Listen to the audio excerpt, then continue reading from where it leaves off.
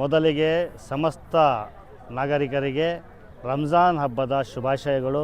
ಈ ಬಾರಿ ರಂಜಾನ್ ಬೇಸಿಗೆ ಕಾಲದಲ್ಲಿ ಬಂದಿರೋದು ಎಲ್ಲರಿಗೂ ಗೊತ್ತಿರೋ ವಿಷಯ. ಇದು ರಂಜಾನ್ನ ಪವಿತ್ರ ರಂಜಾನ್ ಅಂತ ಮೊದಲೇ ನೀವೇ ಉಲ್ಲೇಖಿಸಿದ್ದೀರಾ. ಈ ರಂಜಾನ್ ಹಬ್ಬನ ತುಂಬ ಶ್ರದ್ಧೆ ಮತ್ತು ಭಕ್ತಿಯಿಂದ ಆಚರಣೆ ಮಾಡೋದು.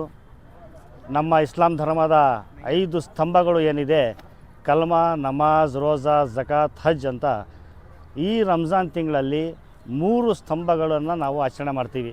ಯಾವುದೇ ಹಬ್ಬದಲ್ಲಿ ಈ ರೀತಿ ಇರಲ್ಲ. ನಮಾಜ್ ಇರ್ತದೆ, ರೋಜಾ ಇರ್ತದೆ, ಝಕಾತ್ ಇರ್ತದೆ.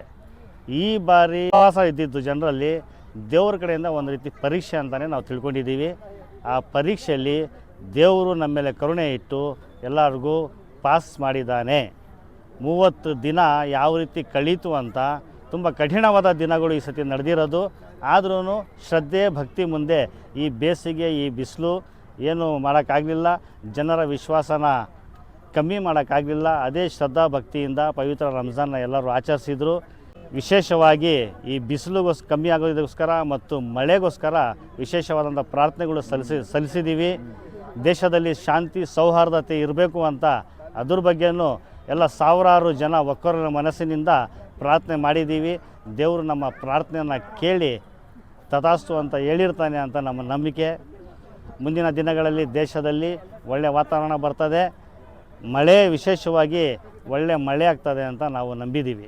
ಉಪವಾಸ ಇರಬೇಕು. 14ರಿಂದ 15 ಗಂಟೆ ಸಮಯ ಒಂದು ತೊಟ್ಟು ನೀರು ಸಹ ಕುಡಿದಂಗೆ ಆ ದೇವರ ಧ್ಯಾನದಲ್ಲಿ ನಮಾಜ್ ಮಾಡುತ್ತಾ, ಜಿಕ್ರು ಅಸ್ಕಾರ್ ಅಂತ ಹೇಳ್ತಾರೆ, ಧ್ಯಾನ ಮಾಡಿಕೊಂಡು ಕುರಾನ್ ಓದುತ್ತಾ ನಾವು ಪ್ರಾರ್ಥನೆ ಸಲ್ಲಿಸಬೇಕಾಗ್ತದೆ.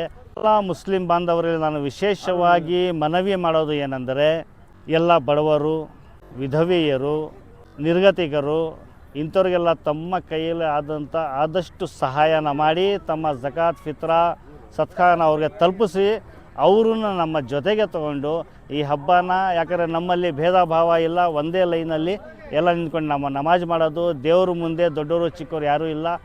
ಆ ಜನರನ್ನು ನಮ್ಮ ಅಣ್ಣ ತಮ್ಮನಂತೆ ನಾವು ಭಾವಿಸಿ ಅವ್ರಿಗೂ ತಗೊಂಡು ನಾವು ಜೊತೆಗೆ ಪ್ರಾರ್ಥನೆ ಮಾಡಿ ಒಳ್ಳೆ ರೀತಿ ಹಬ್ಬ ಆಚರಿಸಿ ಒಂದು ದೇವರು ಏನು ನಮಗೆ ಆದೇಶ ಮಾಡಿದ್ದಾನೆ ಆದೇಶ ಪ್ರಕಾರ ನಡೆದು ಒಂದು ಒಳ್ಳೆಯ ಸಂದೇಶನ ಈ ದೇಶಕ್ಕೆ, ಈ ನಾಡಿಗೆ, ಈ ಜನರಿಗೆ ಕೊಡಬೇಕು ಅಂತ ನಾನು.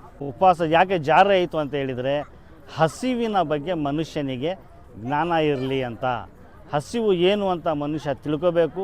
ಹಾಗೆ ಈ ಹಸಿವಿನಿಂದ ಪ್ರತಿದಿನ ಸಾವಿರಾರು ಜನ 1 ಟೈಮು 2 ಟೈಮ್ ಊಟ ಮಾಡಿ ಪ್ರಪಂಚದಲ್ಲಿ ಮಲಗ್ತಾ ಇದ್ದಾರೆ, ಹಸಿವಿನಿಂದ ಬಳಲ್ತಾ ಇದ್ದಾರೆ. ಆ ಹಸಿವಿನಿಂದ ಬಳಲ್ತಿರೋರಿಗೋಸ್ಕರನೇ ಇನ್ನೊಂದು ಆದೇಶ ಮಾಡಿದ್ರು ದೇವರು, ಝಕಾತ್ ಅಂತ. ಆ ಝಕಾತ್ ಮತ್ತು ಸತ್ಕಾ, ಫಿತ್ರಾ ಅಂತ 3 ವಿಶೇಷವಾದಂಥ ರೀತಿಗಳಿರ್ತವೆ.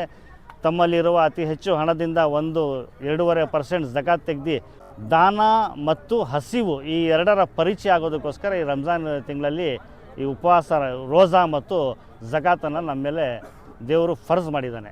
ಮತ್ತೊಮ್ಮೆ ಎಲ್ಲರಿಗೂ ಪವಿತ್ರ ರಂಜಾನ್ ಹಬ್ಬದ ಹಾರ್ದಿಕ ಶುಭಾಶಯಗಳು.